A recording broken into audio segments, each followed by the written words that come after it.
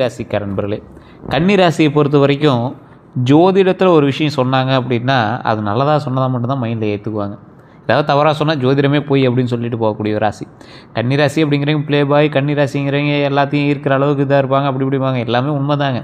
கன்னி ராசிங்கிறவங்க play boy கிடையாது, எதிர்பாலினத்தவரை ஈர்க்கக்கூடிய ராசி. எதிர்பாலினத்தவரை எது மூலியமாக இருப்பாங்க, அவங்களோட நடந்துக்கக்கூடிய விதத்தின் மூலமாக, கேரக்டர் மூலமாக ஈஸியாக அட்ராக்ட் பண்ணக்கூடிய ஒரு ராசி. இந்த ராசிகள் அனுபவித்தது துரோகங்கள் மட்டும்தான். ஆனால் இந்த ராசிக்கு கிடைச்ச பேரோ, இவன் ஜாலியாக இருக்கான், 24 hours ஜாலியாக இருக்கான், இவன் எப்படிலாம் இவ்வளோ சந்தோஷமாக இருக்கான் அப்படிங்கிற மாதிரி பேர் மட்டும்தான்.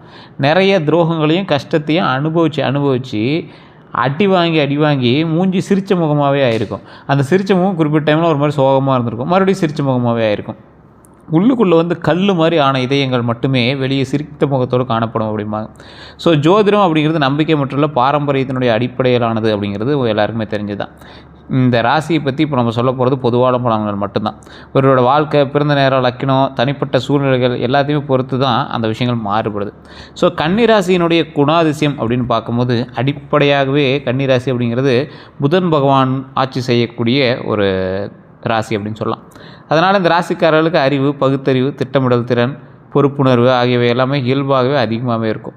நல்ல குணங்கள் இருக்குது, எதையும் ஆராய்ந்து முடிவு செய்வாங்க, நேர்மையாக நடக்க விரும்புவாங்க, பொறுப்புகளை சரியாக நிறைவேற்றுவாங்க. குடும்ப நலனில் அதிக அக்கறை காட்டக்கூடிய நபர்களில் இவங்க முக்கியமானவங்களாக இருப்பாங்க. மற்றவர்களோட பிரச்சனைகளை தீர்க்க உதவுவாங்க, பணத்தை சிக்கனமாக செலவு செய்யணும் அப்படின்னு நினைப்பாங்க. பணத்தை சிக்கனமாக செலவு பண்ணணும்னு நினைக்கக்கூடியவங்களுக்கு அந்த மாதிரி அமைப்புகள் இருக்கணுமில்ல. இவங்களுக்கு என்னமோ எந்த பணம் எடுத்தாலும் தேவையில்லாமல் செலவாகிட்டே தான் இருந்திருக்கு. உழைப்பை நம்புகிறவங்க இந்த ராசிக்காரங்க. உழைப்பை நம்புறதுனாலே என்னமோ ரொம்ப உழைச்சிக்கிட்டே இருப்பாங்க. அதுக்கான ஊதியம் கிடைக்குதா இல்லையான்னு பார்த்தா இவங்க உழைச்சதுக்கு 25% ஊதியம் தான் கிடைக்கும், மீதி 75% எவனோ ஒருத்தர் தின்னுட்டுருப்பான். சில பலவீனங்களும் இந்த ராசிகளில் இருக்குதுங்க. அதுவுமே இதுக்கான ஒரு அடிப்படை பலனாக கூட இருக்கலாம். அதாவது அதிகமாக யோசிக்கக்கூடிய நபர்கள். அதிகமாக யோசிக்கிறாங்க அப்படின்னா ஒரு விஷயத்துக்காக ஒரு டீப்பாக யோசிக்கிறது மூலமாக ஏதோ ஒரு நன்மை நடந்தால் பரவாயில்ல. இவங்க யோசிக்கிறது எதுக்கு யோசிக்கிறாங்கன்னு இவங்களுக்கே தெரியாது. மனக்குழப்பம் விரைவில் வரக்கூடிய ஒரு நபர்களில் இவங்களும் ஒருத்தர். ஸோ அதனாலேயே யோசித்து தேவையில்லாமல் விஷயம் மனக்குழப்பமாக மாறிடுது. பிறரோட குறைகளை எளிதில் கவனிப்பாங்க. சில நேரங்களில் தனிமையை விரும்புவாங்க. தங்களது உணர்வுகளை வெளிப்படுத்த மாட்டாங்க. கன்னிராசியை பொறுத்த வரைக்கும் இதுவரை அனுபவித்திருக்கக்கூடிய துரோகங்களை பற்றி உங்களுக்கு தெரியுமா? இந்த ராசிக்காரனோட வாழ்க்கையில் அடிக்கடி சந்திக்கக்கூடிய சோதனை நம்பிக்கை துரோகம் தான். இப்படிலாம் ஒருத்தர் நம்பிக்கை துரோகம் அனுபவிக்க முடியுமா அப்படிங்கிற ஒரு விஷயம் இருக்கும்ல. இந்த ராசிக்காரன் அந்த மாதிரி கஷ்டங்கள்லாம் அனுபவிச்சிருக்கான்.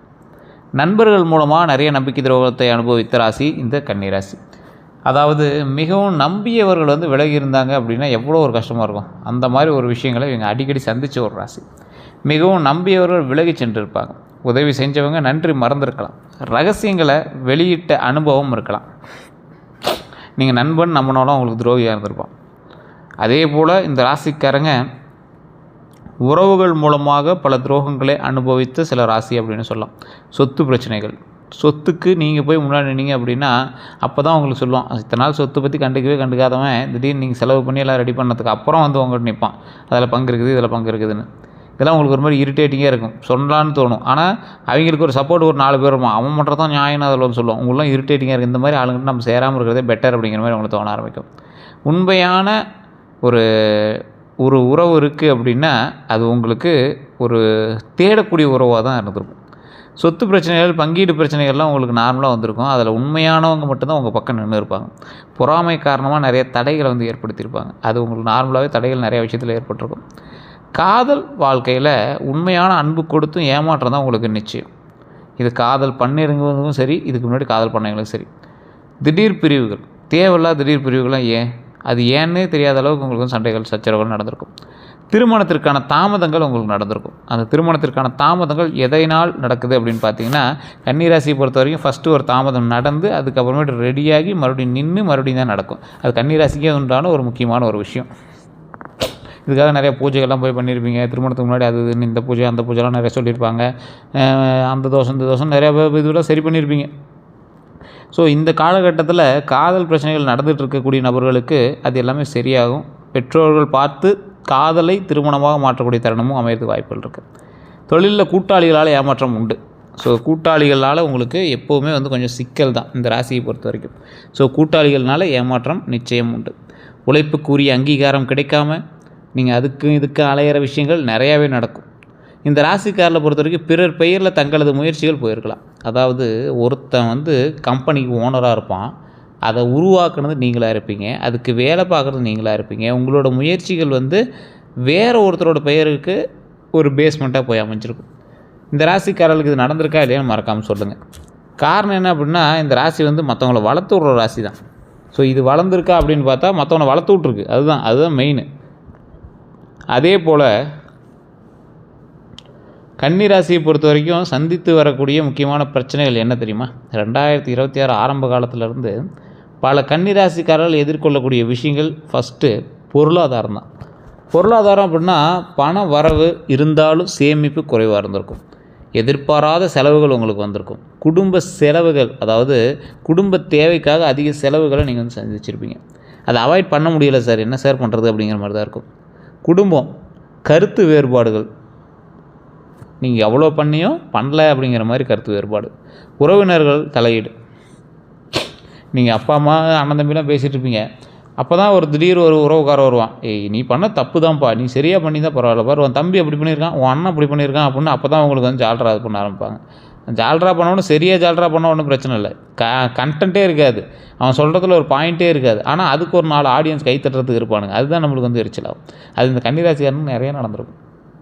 குடும்ப பொறுப்புகள் அதிகரிக்கிறதுனால இவங்க சோர்வடைகிறதில்ல, குடும்பத்துக்காக ரொம்ப உழைச்சி செய்கிறாங்க. ஆனால் அவங்களுக்கு கிடைச்சது என்னமோ ஏமாற்றங்கள் தான் அதிகம். வேலை அப்படின்னு பார்க்கும்போது வேலை அழுத்தம் கொஞ்சம் அதிகம், பதவி உயர்வு தாமதம் ஏற்பட்டிருக்கும்.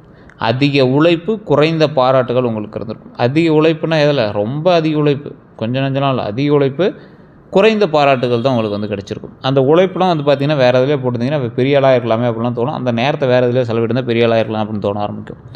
மனநிலை அப்படிங்கும்போது எதிர்காலம் பற்றிய கவலை உங்களுக்கு அதிகமாக இருக்கும். தூக்கமின்மை, எதை நினச்சும் தூக்கம் வர மாட்டேங்க சார், மைண்டே ஒரு ஃப்ரீயாக இல்லை சார், தலையெல்லாம் வலிக்குது சார், தூங்கி எந்திரிக்கவே முடியலை சார் அப்படிங்கிற மாதிரி தான் உங்களுக்கு வந்திருக்கும். தேவையற்ற மன அழுத்தம்லாம் தேவையில்லாத ஒரு விஷயம், அதெல்லாம் உங்களுக்கு முன்னாடி இருந்திருக்கும்.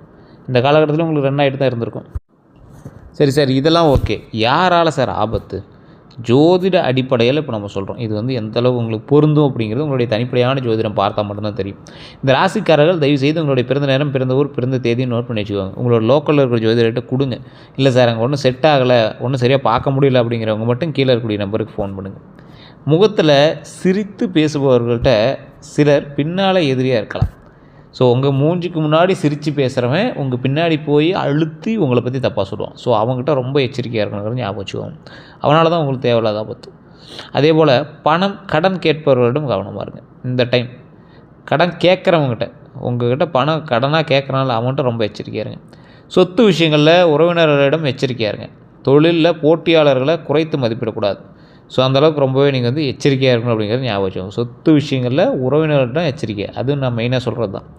உறவுகள்னால, தொழில்னால, நண்பனால தான் உங்களுக்கு கொஞ்சம் எச்சரிக்கை அப்படிங்கிறது முன்னாடி நோட் பண்ணிக்கோங்க. அது நண்பன் தான் ஒரு மெயின். ஸோ இதை மட்டும் எப்போவுமே மறந்துடாதீங்க. எந்த ராசிக்காரராக இருந்தாலும் மற்றவங்களுக்கு வேறு கூட சொல்லலாம். கன்னி ராசிக்காரரை பொறுத்த வரைக்கும் கூட இருக்கிறவங்க தான் ஹைலைட்டு.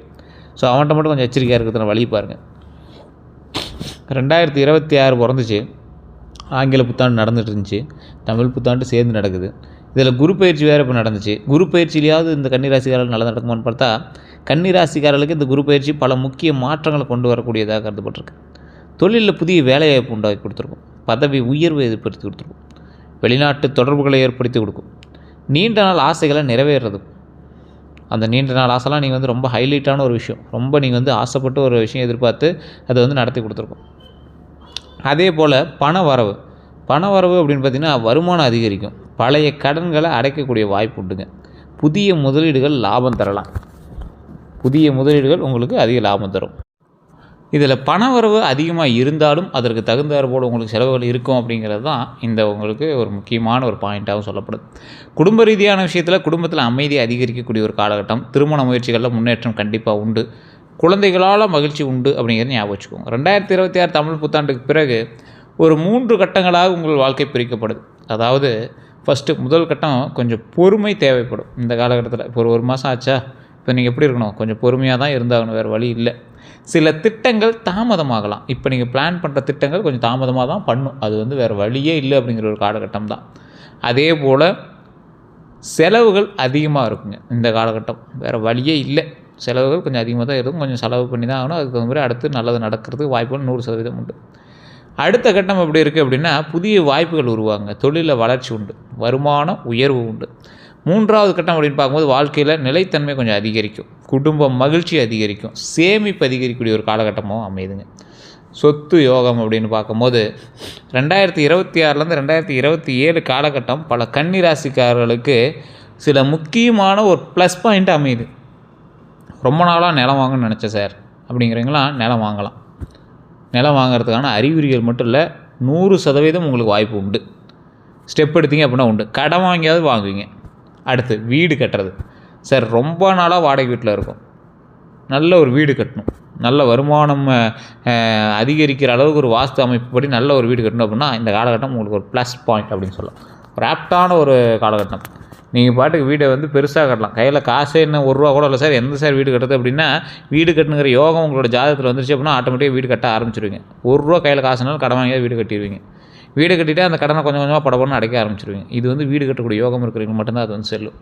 பழைய சொத்து பிரச்சனைகள் தீருது. இதெல்லாம் உங்களுக்கு எப்படி சார் கண்டுபிடிக்கிறது? இந்த ராசிக்காரருக்கு எல்லாருமே வருமானா 140 கோடி பேர் இந்தியாவில் இருக்கும். அதில் 12 கோடி பேர் கன்னி ராசி இருப்பான். ஸோ எல்லாருக்குமே இது பொருந்தாது. காரணம் உங்களுடைய தசாபுத்தி வேறு, நட்சத்திரம் வேறு, உங்களுடைய ராசி மட்டும்தான் ஒன்று, லக்கினம் வேறு. ஸோ அது தகுந்தாற் போல தான் செயல்படும்.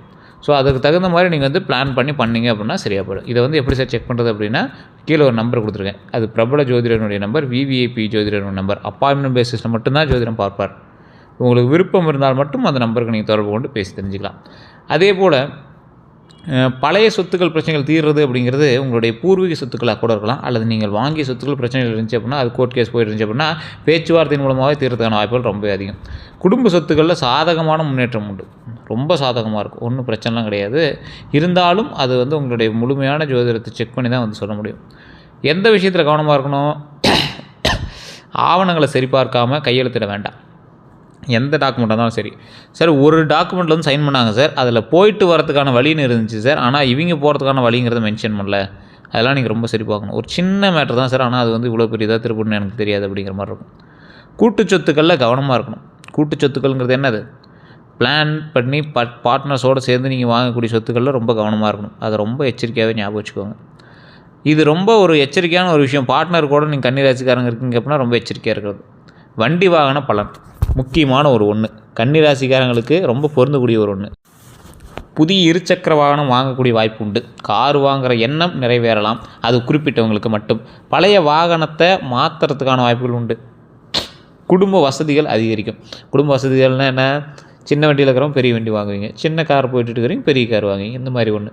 வேகமாக வாகனம் ஓட்டாதீங்க, இது எச்சரிக்கையாக சொல்லப்படுது. பயணங்களில் கவனமாக இருந்துவோங்க. கவனமான பயணம் தேவை. ஏன்னா இந்த கன்னி ராசிக்காரங்க தற்போதைய நிலைமையில் வண்டி வாகனத்தில் ரொம்ப எச்சரிக்கையாக, 2 வீலர்ஸ் ரொம்ப எச்சரிக்கையாக இருக்கணும். உங்களுடைய மகள் ஜாதகத்தை ஒரு டைம் செக் பண்ணிக்கோங்க. அதற்கு தகுந்த மாதிரி தான் உங்களோட இது வந்து செயல்படும்.